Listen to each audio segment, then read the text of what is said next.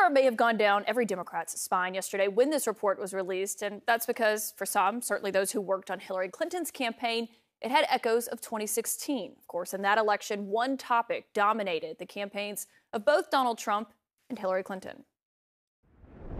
A growing firestorm over her emails. And her private emails. 3,000 more pages of email from Hillary Clinton's personal account. Her private email server scandal. She deleted the emails. The American people are sick and tired of hearing about your damn emails. Then, on June 5th, then FBI Director James Comey walked in front of the cameras and said this. Good morning. There is evidence that they were extremely careless in their handling of very sensitive, highly classified information. And this. There is evidence of potential violations of the statutes regarding the handling of classified information. In the months that followed, 8 out of the 9 straight Gallup polls found that the one word Americans heard the most about Hillary Clinton then was email. Yet in the resulting media coverage, there was very little mention of this part. No reasonable prosecutor would bring such a case.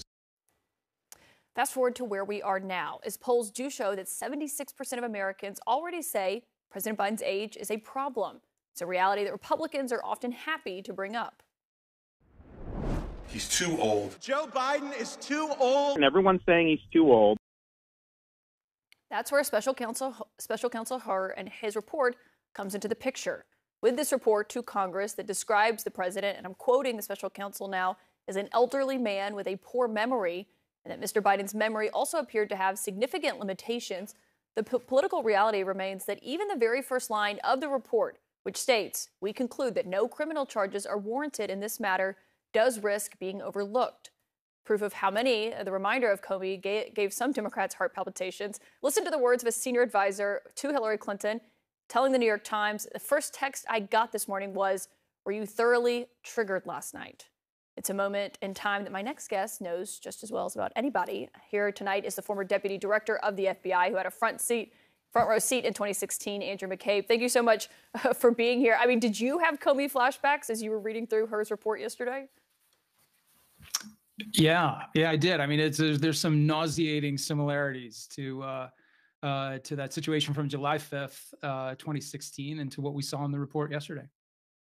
Can you just, though, talk through the differences here? Because there is a difference in the sense of what Jim Comey was obligated to do and what Robert Hur here was obligated to do, in the sense that he's a special counsel. He had to issue a report here. He did not have an option. Maybe he didn't have to put the mentions of Biden's memory in there, but he did actually have to issue a report here. Sure. So that's exactly right. So the regulations that govern the conduct and the appointment of special counsels require that at the end of the investigation, the special counsel must submit a report to the attorney general, and it's got to explain what he found and why he is either pursuing or declining charges. And to be clear, Rob Hur's report checks those boxes. It in great detail lays out what he found and of course, why he's not pursuing charges. The difference with the situation with Jim Comey, Jim was not a special counsel. He was not under any sort of obligation, certainly not under an obligation to make a public statement about what we thought of the investigation we had conducted into the emails.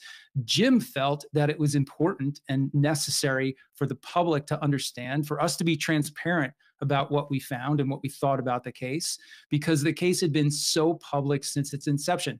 The public knew about the investigation before we ever even got it from the Inspector General of the intelligence community. So there was so much anticipation that Jim felt that there was no one in a better position than us. We had done the investigation. We should go out and tell the public what our conclusion was.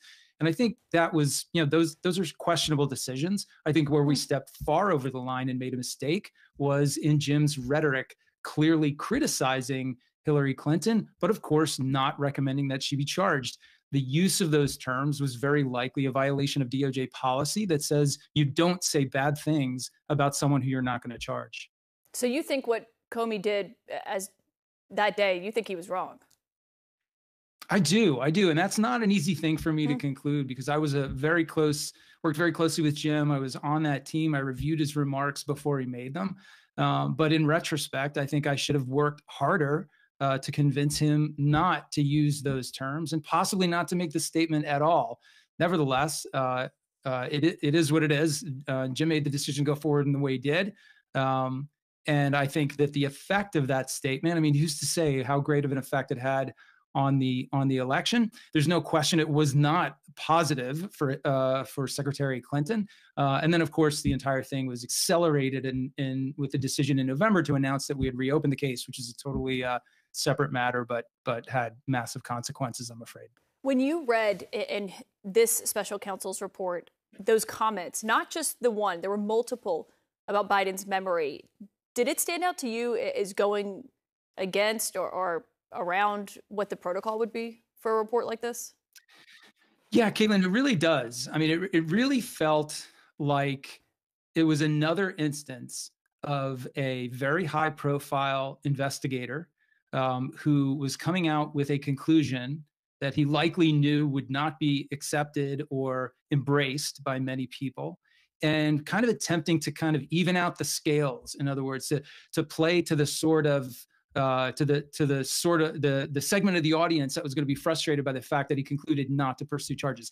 That's what it felt like to me. That's my opinion. I have a lot of concerns with some of the things, the way that he talked about the evidence in the report, the way that the kind of the headline from the report isn't supported when you get down into the meat of the analysis of things like the sufficiency of the evidence. Mm-hmm. I have all kinds of questions why, in several places he says that President Biden willfully retained national defense information, and then goes on to say after page 200 that there is insufficient evidence to support that conclusion, and that's why he wasn't pursuing charges. So there's a lot of inconsistencies in the report that I think are ultimately damaging to the subject.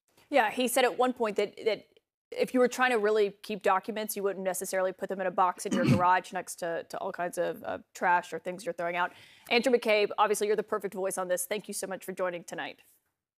Thanks, Caitlin.